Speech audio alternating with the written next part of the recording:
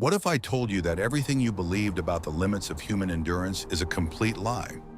We often think we know what our bodies are capable of, but reality is far harsher than any medical textbook.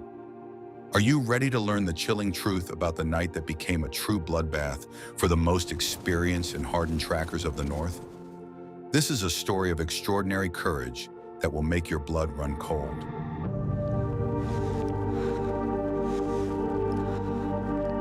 A group of 6 elite Cree hunters found themselves in a deadly trap.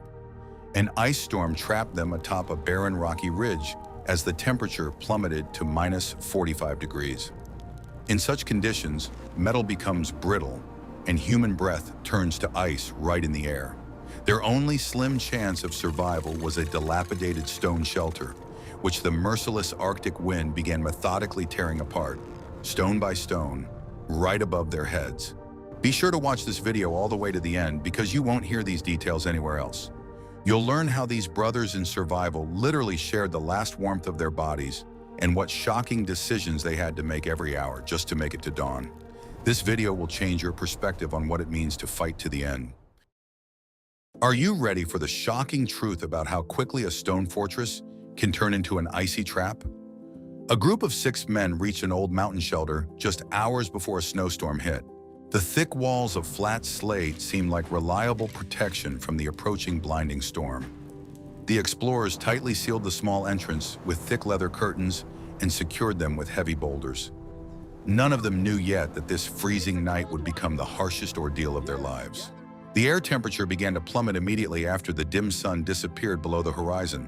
The mountain wind grew stronger by the minute, turning into a continuous, howling torrent of icy air.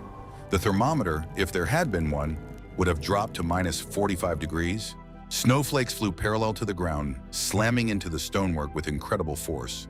The air inside the shelter cooled instantly, forcing the hunters to wrap themselves more tightly in their winter clothes. To retain even a shred of warmth, the trackers positioned themselves in the very center of the stone chamber. They sat in a tight circle, pressing their backs and shoulders against one another. This arrangement minimized heat loss and protected them from the icy drafts. Their thick leather outer garments handled ordinary cold well, but now that was clearly not enough. The hunters had to find additional ways to stay warm in the rapidly cooling space. In the center of the circle, they built a small hearth out of flat stones found right on the ground. Dry branches were extremely rare in these parts, so they had to carry their meager supply of fuel with them. A small supply of wood was neatly arranged inside the protective stone ring. Sparks from the flint quickly ignited the dry moss, giving the people a dim light and a bit of warmth. They had to protect the fire with all their might, for it remained their only source of life. The wind outside did not subside, and its blows against the walls grew increasingly rhythmic and heavy. Icy drafts swept through the shelter, constantly trying to extinguish the faint flame of the small hearth. The men had to constantly shield the fire with the hems of their clothes, creating a reliable living shield. This ceaseless struggle to keep the fire alive demanded maximum concentration and extreme caution. Every wrong move could lead to the loss of this tiny island of saving warmth. The stones in the walls continued to creak, and this sound caused growing anxiety among everyone present. Several flat slabs shifted from their places, letting in a powerful jet of stinging snow dust. The hunters quickly sealed the resulting breach with their spare belongings, packing them tightly into the gap. They had to constantly monitor the condition of the masonry to prevent a complete collapse in time. The tension in the shelter grew in proportion to the relentless drop in the surrounding air temperature. A long night lay ahead of them, full of harsh trials and the most difficult decisions of willpower. The wind had no intention of letting up, continuing to batter the stone structure atop the ridge. I'd be very interested to hear your thoughts on such extreme camping situations. What do you think about this kind of survival experience in the wild? And could you endure such cold? Write about it in the comments, and be sure to subscribe to our channel to stay up to date on amazing historical facts. What if I showed you a time machine that takes you straight to the coldest night of the 19th century? The situation inside the stone shelter began to deteriorate critically as the long night wore on. The strongest gust of wind finally did what experienced hunters feared most. The upper part of the stonework, which had served as a makeshift roof, collapsed outward with a deafening crash. Fortunately, the heavy stone slabs did not fall inward, but rolled down the steep mountainside. However, along with the stone roof, their main protection against the raging icy storm had vanished. The huge hole above their heads opened a direct path for the stinging snow and the piercing icy wind. White flakes began to pour unhindered into the small shelter, covering the men with a thick layer of ice. The hunters reacted instantly, simultaneously raising the largest leather sheet from their supplies above their heads. Now they had to hold this improvised, flexible roof with outstretched arms, resisting the colossal pressure of the storm. Holding the heavy hide proved to be an incredibly difficult task in the bone-chilling cold. The wind constantly tried to tear the thick leather from their weakened fingers, tugging at it with monstrous force. The men methodically took turns every few minutes, giving their comrades a chance to warm their hands a little. Those who were resting actively rubbed their palms and breathed on their fingers, trying to restore their lost sensitivity. This constant rotation became a new, vital rhythm in their harsh struggle for survival. The snowdrift outside had grown so massive that it completely blocked any circulation of fresh air. On the one hand, this reliably protected them from the drafts blowing across the stone floor. On the other hand, the lack of oxygen caused by the burning fire began to induce a slight, unpleasant dizziness. They had to cut a small ventilation hole in the snow wall using a long, narrow knife. Smoke from the fire escaped through small cracks in the leather sheet they held over their heads. Their eyes watered profusely from the acrid smell, but no one complained about these temporary inconveniences.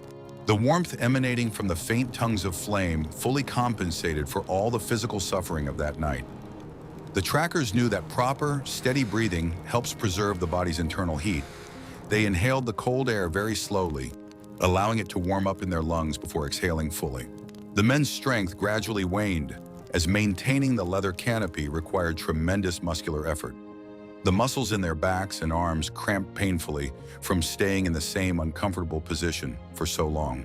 But their mutual support worked flawlessly, and as soon as one began to falter, another immediately came to the rescue. No one asked for a rest out loud. Everything was evident in their strained faces and heavy breathing. In this silent solidarity lay the main strength and wisdom of the indigenous peoples of the subarctic. The stones surrounding the fire began to gradually release their stored heat into the enclosed space. The hunters pressed their frozen palms against the warm shale slabs, receiving instant physical relief. This ancient survival technique allowed them to distribute thermal energy from a small source very effectively. The second half of the night promised to be even harsher as the temperature continued to drop slowly. The fire needed constant stoking, and the supply of dry branches was inexorably running out. In the next chapter, you'll learn how they coped with this terrible weather when their usual fuel had completely run out. Their knowledge of nature allowed them to find a way out of even the most hopeless and frightening situations. What do you think? What unconventional natural materials might these people have used to keep their vital fire burning? The secret, passed down from generation to generation, lies in the ability to see life-saving fuel where there is none. When the last dry twig turned to gray ash, the hunters calmly took out their untouchable reserves. Their sturdy leather bags held solid, dense stored fat, specially prepared for long winter treks. Under normal circumstances, this most valuable product was intended solely to sustain physical strength during the long journey. But now it had to serve a completely different, far more important and critical purpose. To significantly enhance the effect, the men created a kind of heat reflector around the new fire.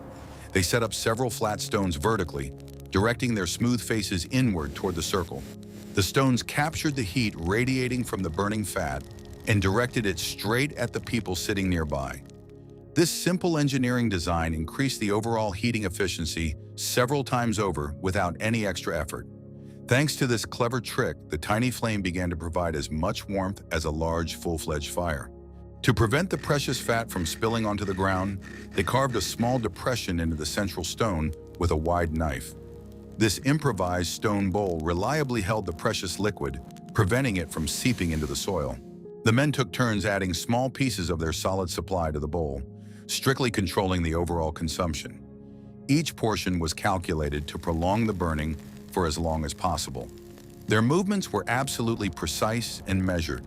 like those of experienced guardians of ancient knowledge. In the light of this unusual fire, the hunters' faces looked as if they had been carved from dark, hard wood. Shadows danced strangely across their thick leather garments, creating intricate patterns in the narrow, cramped space. The atmosphere inside the shelter became even more focused and quiet. Empty words were now completely unnecessary. Everyone present understood perfectly well that this fire was their last line of defense against the icy void. They watched the flames so intently, as if it were an equal member of their small group. Using their supplies as fuel had another unexpected but extremely important positive effect. The rich aroma of burning fat created a lasting sense of fullness, dulling the agonizing pangs of hunger. In conditions of extreme cold, the body expends a colossal amount of energy, constantly demanding new fuel. This psychological trick helped people maintain absolute calm and not think about their empty stomachs. Their minds remained crystal clear, focusing exclusively on the primary task of survival on a freezing night. From time to time, someone had to carefully poke the moss wick with the sharp tip of a long dagger. This was done to ensure the flame didn't suffocate in the soot and receive the necessary flow of fresh oxygen.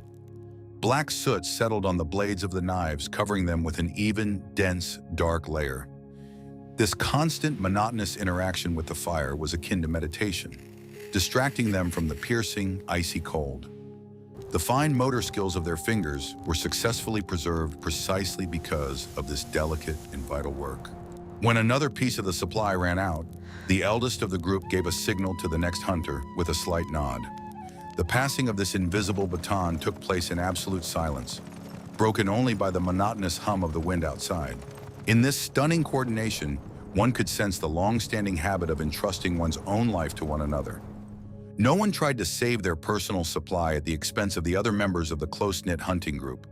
All resources had become completely shared, and their strict distribution was governed solely by the laws of expediency.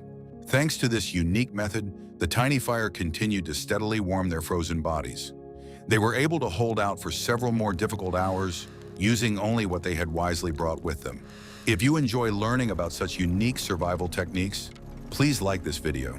Your continued support helps us discover and share even more amazing historical facts.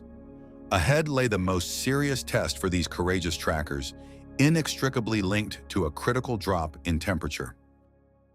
Something you've never seen before begins to happen when the cold seeps deep beneath the layers of clothing. Despite all the titanic efforts to stay warm, one of the experienced hunters began to falter.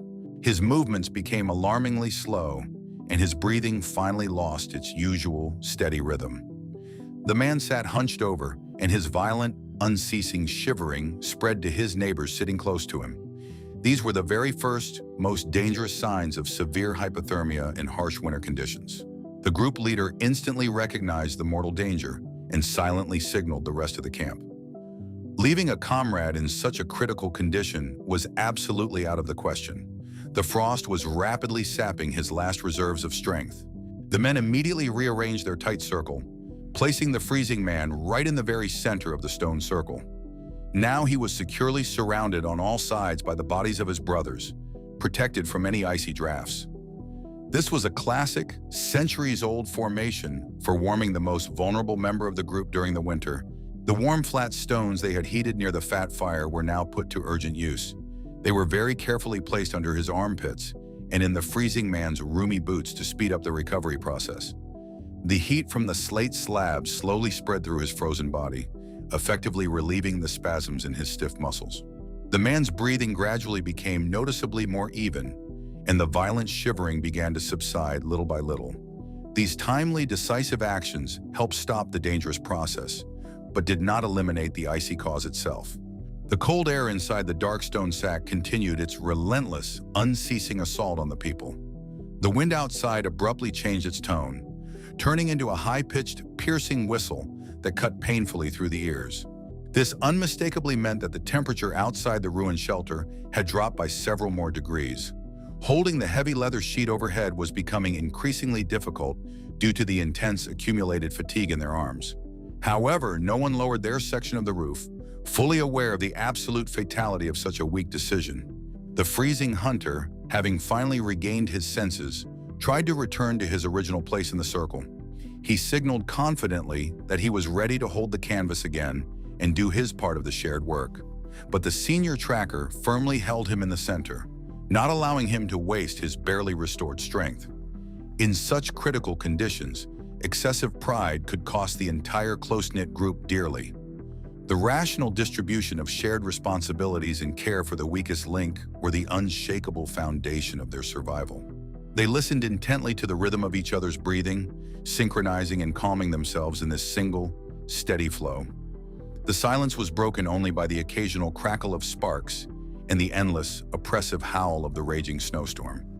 They were a tiny, tenacious drop of life in the midst of a vast, hostile, and cold, icy ocean. During these long moments, each of them mentally turned to the spirits of their ancestors for moral support. The traditions of their great people taught them endless patience and the ability to endure the blows of the elements with dignity. They did not fight nature head-on. They tried to merge with it, to become completely invisible to the cold. This profound inner philosophy gave them tremendous psychological resilience in the face of the raging elements. It was precisely this calmness of mind that allowed the body to effectively conserve the vital energy so desperately needed at that moment. The danger of hypothermia had passed only temporarily. The coldest hours before dawn still lay ahead. The men would have to take even more extreme measures to preserve the warmth within their tight circle. In the next chapter, you will learn how they continued to cope with this terrible weather. Their self-sacrifice in this tense moment transcended all possible limits of ordinary human understanding. Could you give your warmest garment to a freezing comrade in such unbearable cold? The most valuable resource of the indigenous peoples of the North has always been their unique, multi-layered winter clothing. It consisted of soft inner tunics and incredibly thick outer capes sewn from durable hides. The air layer between the layers provided excellent, time-tested thermal insulation during the long winter. When the temperature inside the shelter dropped to a critical level, the brave hunters decided to completely change their heating strategy. They began methodically removing their massive outer cloaks, despite the piercing, skin-searing cold. This decision seemed insane to any outside observer, but it was based on a crystal-clear calculation. The heavy cloaks they removed were instantly combined into a single enormous, incredibly thick and dense blanket. The hunters covered their entire tight circle with this composite leather shield, forming a completely enclosed capsule. Inside this capsule, only the people in thin undershirts and a dim hearth remained. Now the heat of their bodies did not dissipate into the air at all, but remained beneath the heavy dome. To solve this problem, one of the hunters constantly lifted the edge of the heavy composite blanket. This small gap allowed the stale air to rise unimpeded toward the open roof of the shelter. A fresh, frosty draft, rushing in rapidly, instantly cooled the backs of the men sitting at the very edge. Therefore, the trackers constantly switched places, moving slowly clockwise inside the closed circle. Whoever grew too cold at the edge soon found themselves at the warmest and safest central point. This continuous circular rotation resembled a slow dance performed in absolute darkness to the howling of the storm. Their movements were as smooth as possible so as not to accidentally knock over the precious tent or disturb the hot coals. With every shift, they touched one another's hands, maintaining an important, invisible physical connection. These light touches gave them immense confidence and served as proof that no one had given up yet. The cramped, dark space forced them to act as a single, coordinated mechanism, completely devoid of individual impulses. Inside the leather cocoon hung a very distinct smell of smoke-stained clothing, old grease, and human sweat. This heavy, dense scent was paradoxically soothing, firmly associated with life and the longed-for warmth. Hidden beneath the hides, the hunters could barely hear the deafening howl of the wind tearing at the remains of the stone walls. Their world had shrunk to a few square meters, dimly lit by the faint red glow of the hearth. The harsh reality outside had ceased to exist, giving way to a monotonous, exhausting struggle for every degree of warmth.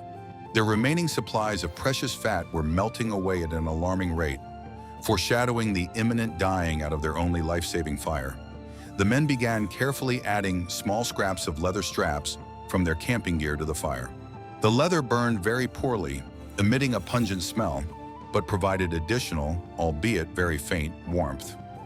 They put absolutely everything to use that could burn without producing large amounts of carbon monoxide. Every personal item thrown into the fire was a conscious sacrifice made to prolong the life of the entire small detachment. When the next person took his position by the ventilation shaft, he scanned the night sky with incredible attention. Through a gap in the ruined stone roof, one could occasionally make out the movement of thick snow clouds. The fifth chapter of their most difficult ordeal was drawing to a close, leaving behind the longest hours of waiting. The durability of their improvised, reliable shelter made of animal skins proved to be incredibly high and lived up to expectations. The well-chosen strategy of shared circular heating helped them overcome yet another milestone of this harsh night. The men conserved their strength, communicating only through light touches and brief, meaningful gestures in the darkness.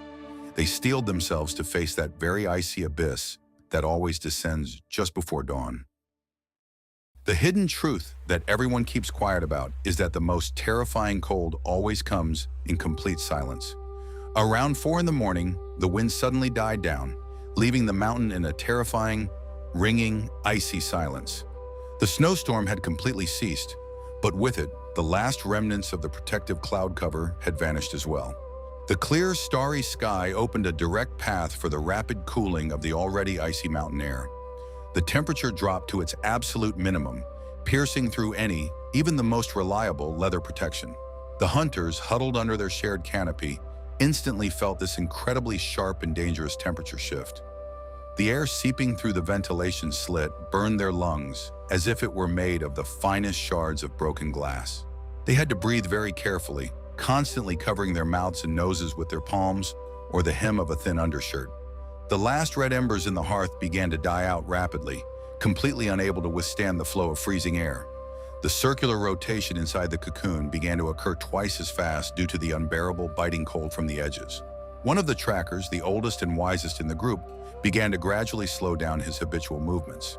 His rhythmic singing grew quieter and quieter until it turned into a barely audible whisper from his freezing lips.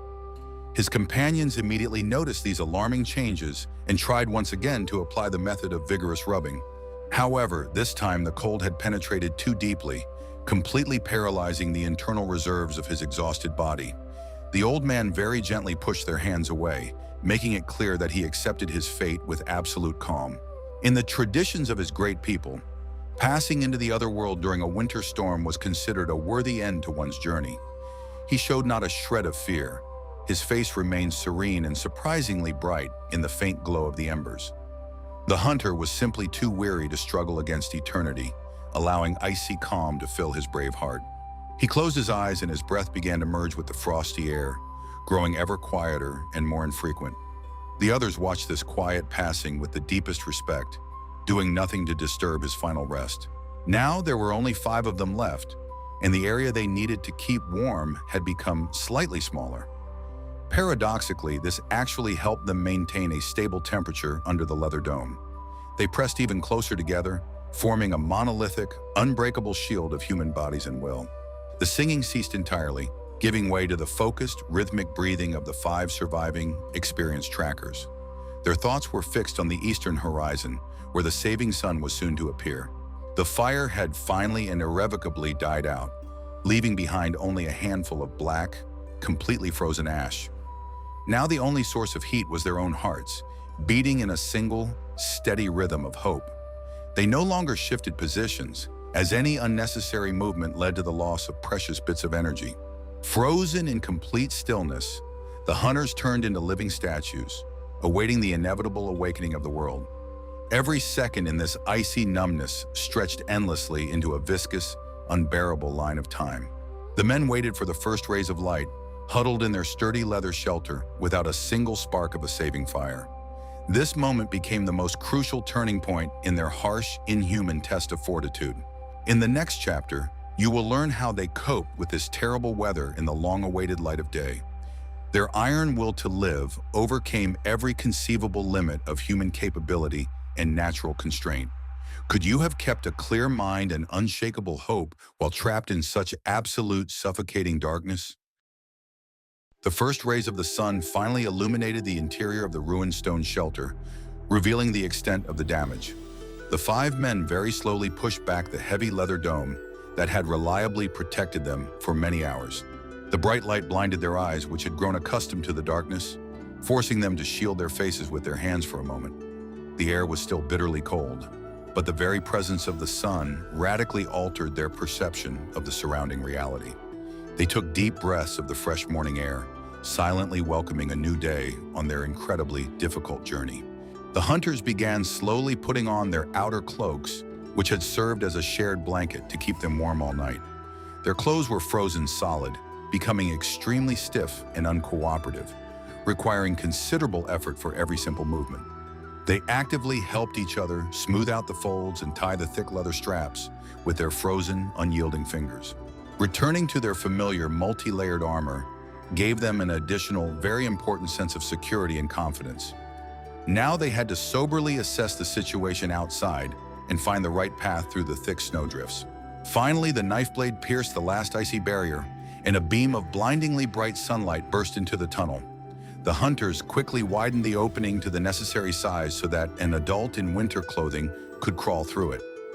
One by one, they carefully made their way to the surface, squinting at the incredible whiteness of the snow-covered mountainside. The mountain landscape that opened up before them was striking in its harsh, primeval beauty and its frighteningly majestic silence. The wind had completely died down, leaving behind a perfect, completely untouched expanse of snow stretching all the way to the distant horizon. Finding themselves in long-awaited freedom, the first thing they did was examine their hands, faces, and feet with the utmost care. Thanks to their highly competent actions during the night, none of the 5 survivors had suffered serious tissue damage from frostbite. A slight redness of the chapped skin on their cheeks and noses posed no danger and was considered perfectly normal. Their unique method of mutual warming had proven its phenomenal effectiveness under the harshest and most critical conditions. They once again silently thanked the mountain for allowing them to witness this incredible morning. The hunters quickly and efficiently gathered the remains of their camping gear, not forgetting to take the precious leather sheets. These high-quality items had saved their lives more than once, and leaving them behind in the mountains would have been an unforgivable waste. They distributed the weight as evenly as possible among all members of the group so as not to overburden their weakened companions. Every movement was practiced to the point of complete automatism. No one took unnecessary, fussy, or abrupt steps. Composure and strict discipline remained their constant companions even after the night storm had receded. The descent promised to be no less difficult due to the deep, loose snow that thickly covered all the mountain trails.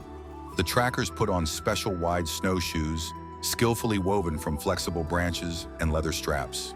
These reliable devices allowed them to avoid sinking into the snowdrifts and to maintain a firm footing on the very steep slope. The most resilient hunter led the way confidently, carving out a deep trench for the rest of the group. They moved strictly in single file, significantly conserving the strength of those following the undisputed leader. The sun rose very slowly over the ridges, flooding the vast valley with sparkling, cold light. The air temperature remained very low, but the absence of wind made it quite tolerable for well-trained people. They walked in silence, savoring every breath and every step on this white, incredibly pristine land. Ahead of them lay a long journey home, to their families and their warm, utterly safe homes. This descent became for them a path back to life after a visit to the realm of silent, eternal ice. The descent from the high-altitude plateau demanded the utmost concentration and extreme caution with every step. Hidden beneath the fresh, deceptive layer of snow were treacherous crevasses and slippery scree slopes, completely invisible to the eye. The group leader constantly and methodically checked the safety of the path using a long, sturdy wooden pole. He carefully probed the snow cover before shifting his weight onto his forward foot. The others precisely followed his route, strictly maintaining a safe distance of several meters. During one of their breaks, they managed to melt a little bit of absolutely pure snow in a small leather bowl.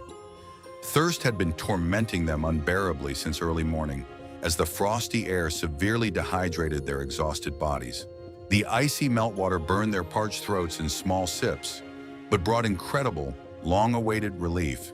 They had to drink extremely carefully so as not to cause a painful stomach spasm from the sudden temperature change. They slowly passed the bowl around in a circle, taking exactly 3 sips each, strictly controlling their total intake. The landscape around them gradually changed. Bare rocks gave way to sparse coniferous trees, clinging tenaciously to the slopes. The appearance of the forest unmistakably signaled that they had descended to a safer elevation, reliably sheltered from the squall winds. The trees served as excellent, familiar landmarks and offered hope for the possibility of building a good, substantial fire. The trackers knew every feature of this old forest, unerringly determining the cardinal directions by the shape of the dense canopies. The familiar, well-trodden terrain gave them immense confidence and noticeably quickened the pace of their measured movement. It took only a few minutes to build the fire, thanks to the dry tree lichen they found and a reliable flint striker.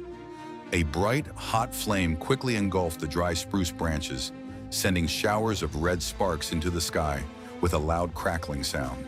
The hunters settled comfortably around the fire, enjoying the genuine, intense warmth that penetrated their clothing.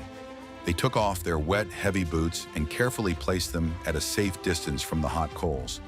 Thoroughly drying their gear was the most important, absolutely essential condition for successfully continuing their journey the next day. By the blazing fire, they were finally able to relax and have a light snack of the remnants of their extremely meager supplies. A little dried meat and tiny pieces of melted fat quickly restored their depleted energy levels. After long days of starvation and immense physical exertion, the food seemed the most incredibly delicious thing in the world. Warmth slowly spread through their bodies in a pleasant wave, easing the remaining tension from their tired, aching muscles. For the first time in a very long while, they were able to enjoy a quiet, completely peaceful conversation by the open fire. The night in the quiet forest passed surprisingly peacefully, without sudden temperature drops or the frightening howls of the wind. A full, deep sleep by the warm fire allowed them to fully restore their physical and mental reserves. The watchmen relieved one another in absolute silence, methodically maintaining the steady burn of the thick pine logs. The stars peered out warmly through the tree branches, winking at the brave travelers with their cold but no longer hostile light. The morning of the second day of their journey greeted them with birdsong and a light mist of fog over the fluffy snow. After gathering their dry, warm clothes and carefully extinguishing the remains of the night's campfire, the group confidently continued their descent. The forest grew ever denser, and the snow cover became shallower and much looser in texture. Moving through such terrain required no use of snowshoes at all, which significantly lightened and sped up their pace.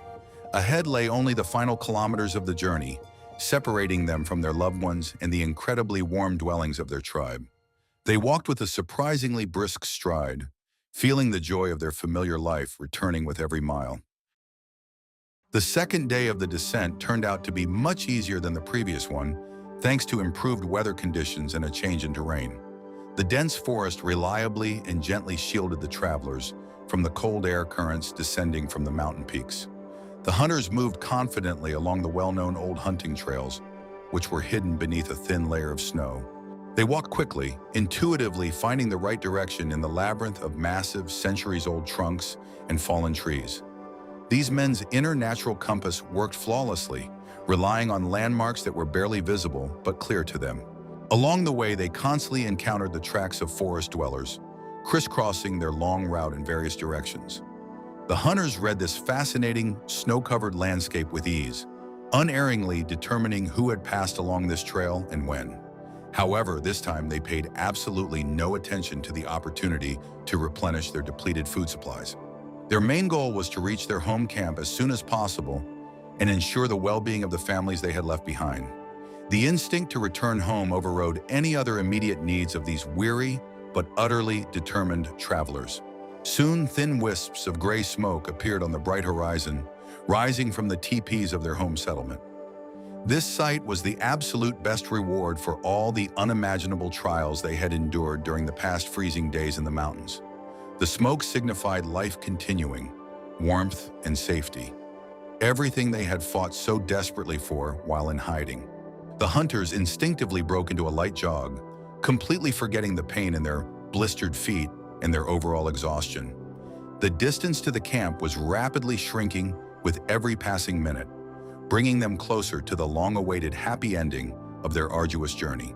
As they approached the settlement, they let out a characteristic loud greeting cry, announcing the hunting party's return. The camp's inhabitants reacted instantly, joyfully running out of their shelters to meet the weary but infinitely happy living travelers. The reunion was filled with very restrained joy and a deep, sincere sense of relief that the mountains had returned their people. The women immediately took the heavy gear from the strong men, freeing their weary shoulders from the massive load. The 5 survivors were immediately led to the largest and warmest dwelling for rest and recovery. When the first group returned to the hunters, the group leader began his unhurried, extremely detailed account of the night. He described in detail the fury of the storm, the destruction of the stone shelter, and the decisions that had helped them survive.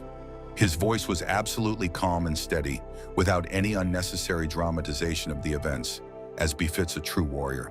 The listeners hung on every word, absorbing this invaluable experience of overcoming critical situations at the very limits of what is possible. The story of the departed wise comrade was met with a respectful, profound silence and a brief traditional gesture of great respect. This experience became an incredibly important lesson for the entire community, once again confirming the effectiveness of the old time-honored methods. The young warriors took in every single detail, from the proper use of fat to the creation of a leather cocoon. Knowledge gained at such an incredibly high price was not to be lost in the flow of everyday, peaceful bustle. The tribe's traditions were enriched with a completely new legend of incredible resilience, brotherhood, and unyielding will in the face of the elements. The story of that frosty night would be passed down from mouth to mouth around campfires for many generations to come. The village continued to live its measured, familiar life, preparing for new winter challenges and daily concerns. But for the 5 men, the view of the snow-capped peaks of the distant mountains had forever taken on a special, deeply hidden meaning. They knew that there, among the cold, indifferent rocks, lay a tremendous power capable of both destroying and purifying. Their return became the greatest triumph of the human spirit over the soulless and utterly merciless materiality of the icy wilderness. And this triumph was possible only thanks to unity, wisdom, and a complete renunciation of their own human selfishness. When analyzing the events of that freezing night, modern researchers are invariably struck by the precision of the trackers' intuitive actions.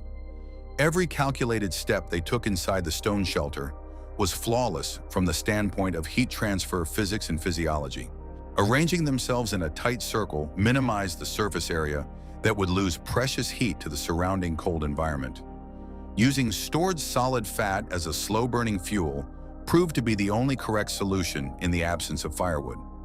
Reflective screens made of flat slate allowed them to very effectively direct thermal radiation precisely at the freezing people. The culture of the indigenous peoples of North America has always and invariably been based on a deep respect for the forces of nature. They never considered themselves the crown of creation, but recognized their absolute, inseparable connection to the harsh world around them. This profound philosophy allowed them to successfully adapt to the most extreme conditions without trying to change them to suit themselves. The mountain was not an enemy to them. It was a very strict teacher, testing a person's readiness for life. An understanding of these fundamental principles lies at the heart of absolutely all the survival techniques they perfected over millennia. The clothing of the indigenous people deserves a separate, most careful and in-depth study by researchers of northern daily life. Skins were tanned using natural oils, which made the dense material windproof and elastic in severe cold. Layering allowed for very fine-tuned regulation of heat exchange, depending on a person's level of physical activity at any given moment. Footwear was sewn specifically to leave enough space inside for an additional layer of dry, warm grass. It was precisely this carefully crafted, centuries-honed gear that gave them a real chance to survive the first few hours after the roof collapsed. The importance of collective mutual responsibility in the communities of that time cannot be overestimated or underestimated. Selfishness or individualism in harsh climatic conditions almost always led to the rapid demise of the entire traveling group.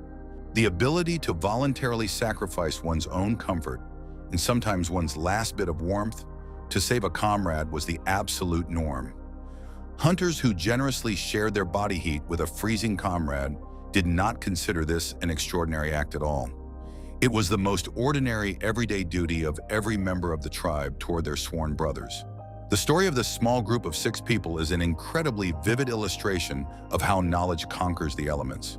The wind, capable of easily destroying thick stone masonry, proved completely powerless against human ingenuity and will. The shelter made of sturdy flat stones could not withstand the force of the elements, but the living wall of human bodies held firm. They built a completely new fortress out of their determination, mutual aid, and deep understanding of the laws of the surrounding frozen world. Their invisible shield proved far stronger than even the hardest stone, painstakingly quarried from the local mountains. The experience of such extreme icy situations shaped the unique, unyielding character of the peoples inhabiting the northern plains. They always grew up with the awareness that every step they took beyond the camp could be their last. This constant underlying readiness for the worst-case scenario made them incredibly resilient and psychologically stable people. They always knew how to find a way out of hopeless situations, relying solely on their wits and meager resources at hand. This was the source of their true primal strength, beyond the comprehension of the European settlers who arrived in these lands later. That night in the mountain camp will forever remain a striking example of the incredible triumph of reason over the blind forces of nature. This frosty tale teaches us that true strength always lies not in technology, but in the human spirit. The Brotherhood born in that icy hell convincingly proved its ability to withstand the harshest challenges of the universe. Their names may have been completely lost to time, but their feat is forever inscribed in the history of human survival.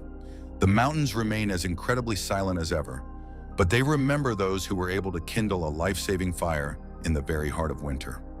This amazing story of survival shows us just how limitless the human body's reserves can be when approached correctly. The wisdom of the indigenous peoples of the North, honed over millennia, continues to amaze with its ingenious simplicity and incredible effectiveness. What would you like to see in our channel's upcoming videos dedicated to the history and culture of these amazing people? Be sure to share your suggestions in the comments below this video. We read all your ideas very carefully. And of course, don't forget to subscribe to the channel so you definitely don't miss out on new, exciting historical explorations.